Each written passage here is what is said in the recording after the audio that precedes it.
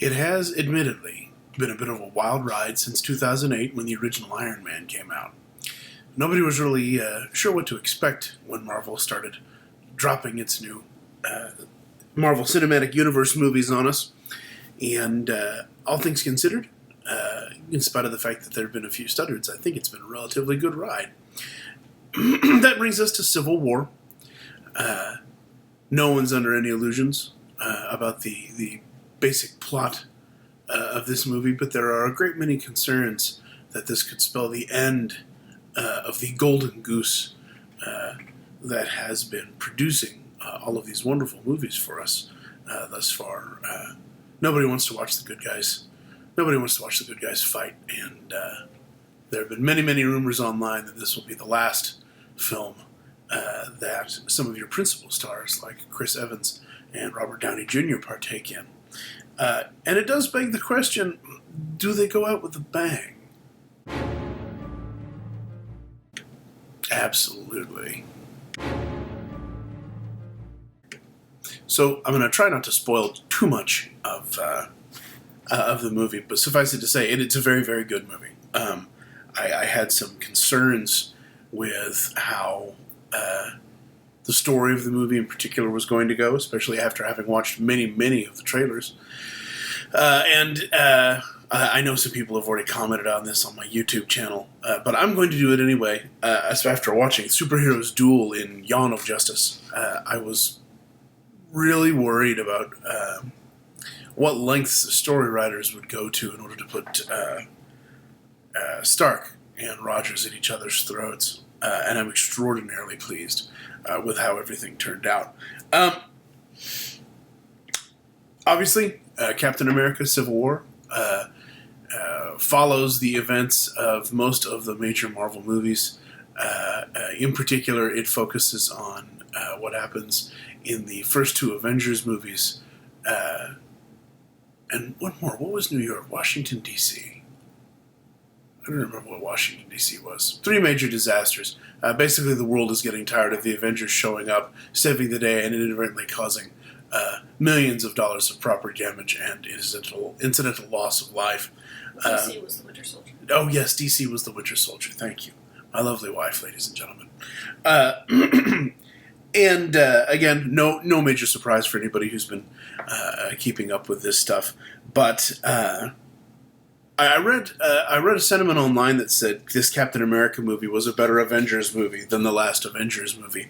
And I'm not entirely sure whether or not I agree with that sentiment wholeheartedly, but I will say that this movie does a better job of tying together all of the little things that the Avengers movies have been building on thus far.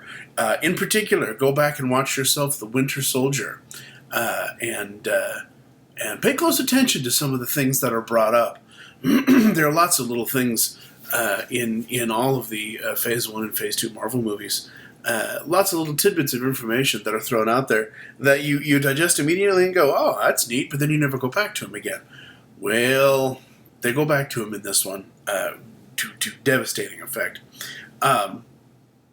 Obviously, most of your original cast returns for this. Robert Downey Jr. and Chris Evans are wonderful. All of the original people. Anthony Mackie, Scarlett Johansson, the wonderful Paul Bettany as the Vision, of course, is back again. Elizabeth Olsen is the Scarlet Witch. Wanda Maximoff again, a wonderful character. And Jeremy Renner shows up as well, and so does Paul Rudd from Ant-Man, who, well, we're not going to talk about Ant-Man. Yeah, all the original cast shows up. Great flick. No Nick Fury. Not much of a spoiler there. No Nick Fury. Not sure what's going on there. Obviously he does go underground at the end of The Winter Soldier. But still a little curious that after he chose to pop back up in that helicarrier, where did he get off to? The whole movie, just as a whole, works together incredibly well. I was genuinely worried that they were going to put either Cap or Stark in a position where they would have to make we're just going to kindly sort of blindly run down an avenue in order to make the story work, and they never stoop to doing that. That's very, very good. Newcomer to the franchise, Chadwick Boseman as T'Challa, the Black Panther. Absolutely a stud. Steals every single scene that he's in. Want very badly me another Black Panther showing on the screen. Want it very much bad. That movie's coming, I think, in November. It needs to get here sooner than that. It will be. I'm very, very impressed with the work that Chadwick Boseman did. Also, hugely impressed with Tom Holland, the new wonderkind that they found to play Peter Parker. I was genuinely apprehensive about that, and he did just a fantastic job. Not just as Peter Parker, but also as Spider-Man. I don't have anything against Andrew Garfield's turn as the web slinger. While in his suit, I thought he was just a little bit too wiry and a punker to be Peter Parker outside of his costume. But this kid, Tom Holland, that they get, he fires on all fronts. It's a pleasure to watch him on the screen.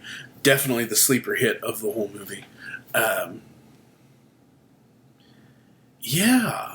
Honestly, just from beginning to end, a good movie. There are several plot twists, and there's one legitimate. Several people in the movie theater went, "Oh shit!" Moments. There are several great set pieces. The fight at the airport just ends up being absolutely phenomenal. Everything feels pretty good. Everything feels pretty natural. I can't say a whole lot about the movie without spoiling it, and I certainly don't want to. But anybody who was worried about how it was going to turn out, I have a couple of nits to pick and a couple of things to gripe about. Might do a spoiler section after this is over. I haven't decided yet. But all in all, just a very, very, very good movie. My one major complaint doesn't really have anything to do with the movie itself as much as it has to do with the cinematography. Whoever came up with the filming technique of shaky cam, especially during combat sequences, needs to be shot repeatedly in a very tender place with rock salt. Cut that out. The fight scenes in this movie, the one-on-one fight scenes, are so jerky and so, they're almost unwatchable because they're so jerky and so nauseating. It's that 15 frames a second crap that you see in order to make things look more visceral, and it just makes it look bad. Not only does it make it look bad, but this is the first Marvel movie that I have ever been in where the CG was just so... The 15 frames a second doesn't do any favors to the CG. It was just bad. It was difficult to watch. And there was no reason for it, because some of the other larger combat sequences, again, like the set piece at the airport, extraordinarily well done, extraordinarily smooth, a pleasure to watch. But those up-close and personal shaky cam shots, they need to go. Master Zupan, I know you commented about that already, and I couldn't agree with you more. Down with shaky cam. Sensitive places with rock salt. But yeah, otherwise, just an absolutely exceptional movie. Definitely need to go back and watch it again. Definitely need to pay closer attention to several little scenes. But a good capstone to the work that Marvel has been doing so far. A good capstone. So definitely try to go see this one in the theaters.